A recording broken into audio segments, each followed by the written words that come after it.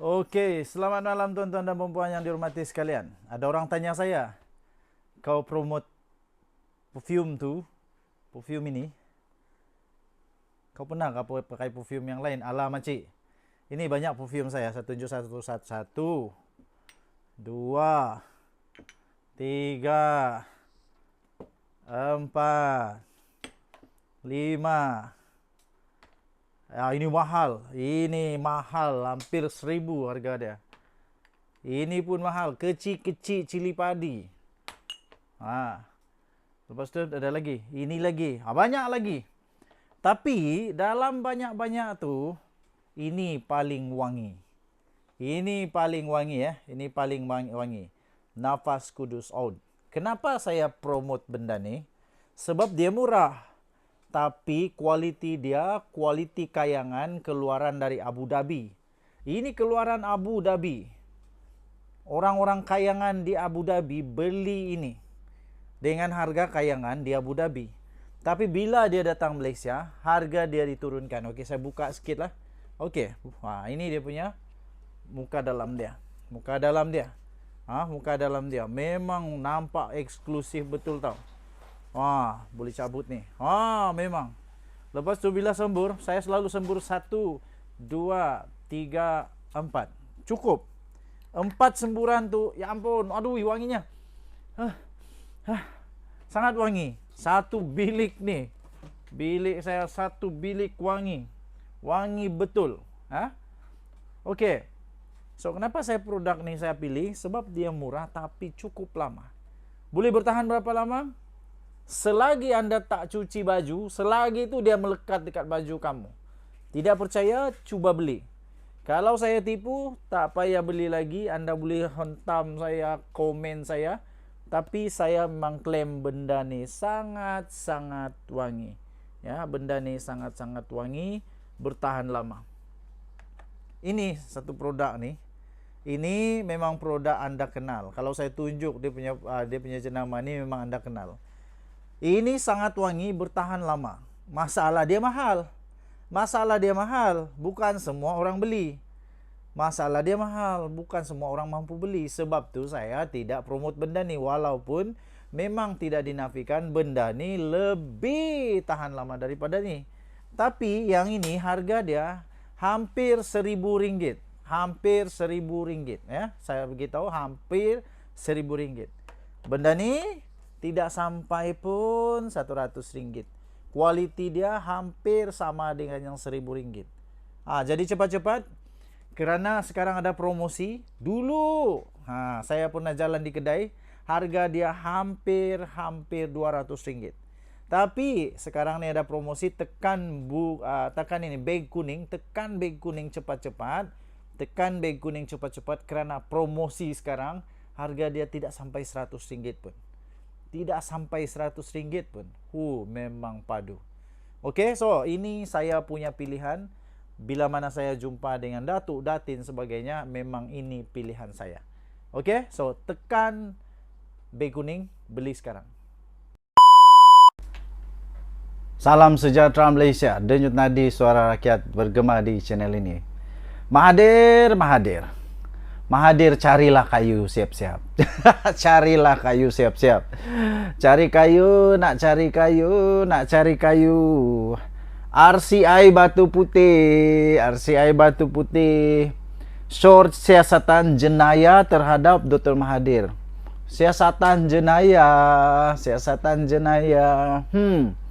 Ini bukan hanya sekadar siasatan biasa. Ini siasatan diraja. Dan disorkan supaya Mahathir disiasat. Sorkan siasatan jenayah terhadap Dr. Mahathir. Habis. Pengakhir hayat Muhyiddin pula. Pengakhir hayat Mahathir nampaknya dalam keadaan yang teruk. Kali ini adakah dia akan pergi tinggalkan kita dengan nama seorang penjenayah? Mahathir. Tindakan Dr. Mahathir merupakan antara yang disorkan RCI itu dalam laporan setebal 217 muka surat yang diedarkan kepada ahli parlimen di Dewan Rakyat pada Khamis. Suruhanjaya Siasatan Diraja RCI bagi mengkaji pengendalian perkara berkaitan dengan kes kedaulatan Batu Putih, Batuan Tengah dan Tubir Selatan mengesyorkan siasatan jenayah boleh dimulakan terhadap bekas Perdana Menteri Tun Mahathir. Habislah Mahathir kali ini. Ringkasan dia, cadangan siasatan jenayah. Suruhanjaya Siasatan Diraja RCI mencadangkan siasatan jenayah terhadap bekas Perdana Menteri Tun Mahathir Mohamad berkaitan keputusan menarik balik permohonan membatalkan keputusan ICJ mengenai Batu Putih. Keputusan tanpa persetujuan daripada jemaah menteri, keputusan untuk tidak meneruskan permohonan semakan dan tafsiran penghakiman ICJ telah dibuat oleh Mahathir melalui surat pada 21 Mei 2018 tanpa persetujuan daripada jemaah menteri. Habis Mahathir kali ini. Ini betul-betul habis. Siapa dia mau salahkan pula lepas ni? Najib lagi kah? Laporan RCI. Laporan RCI setebal 217 muka surat mengesyorkan laporan polis dibuat untuk memulakan siasatan jenayah. Dan laporan ini telah diserahkan kepada Yang di-Pertuan Agong pada 12 Ogos yang lalu. Prosiding diusulkan.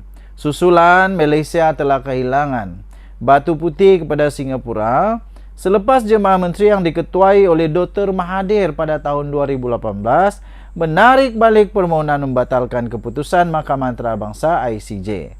Tindakan berkenaan merupakan antara yang disyorkan RCI itu dalam laporan setebal 217 muka surat yang diedarkan kepada Ahli Parlimen Dewan Rakyat pada Khamis.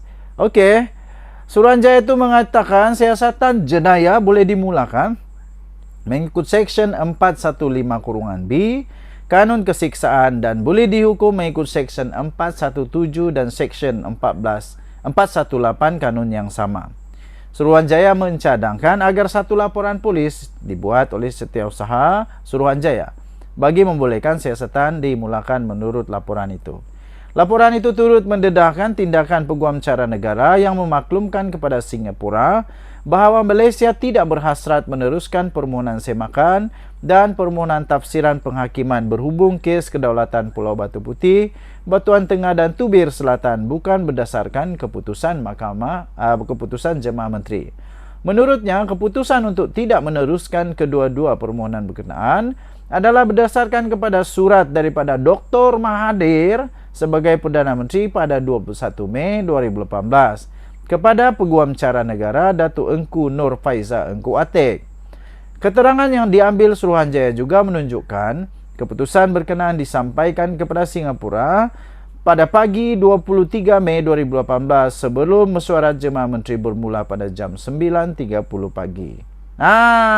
Okey. So, tuan-tuan dan puan-puan yang dihormati sekalian,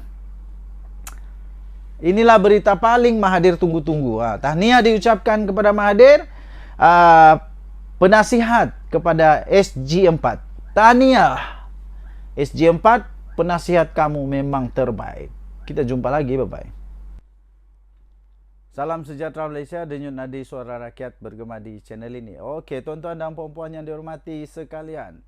Perkembangan terbaru untuk isu rasuah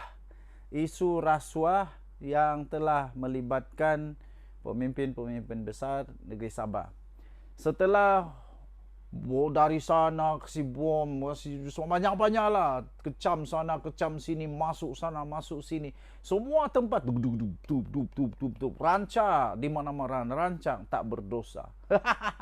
Di mana-mana rancang, sana masuk, sini masuk, sana hentam, depan belakang, atas bawah semua hentam. Hentam punya hentam, punya hentam, punya hentam. Akhirnya ramailah yang minta Haji G letak jawatan. Tapi hari ini Haji G telah keluarkan kenyataan yang cukup padu. Pada pendapat saya cukup padu, dan inilah yang kita harapkan daripada seorang pemimpin yang berani, yang tidak cepat melata, sikit-sikit letak jawatan, sikit-sikit letak jawatan.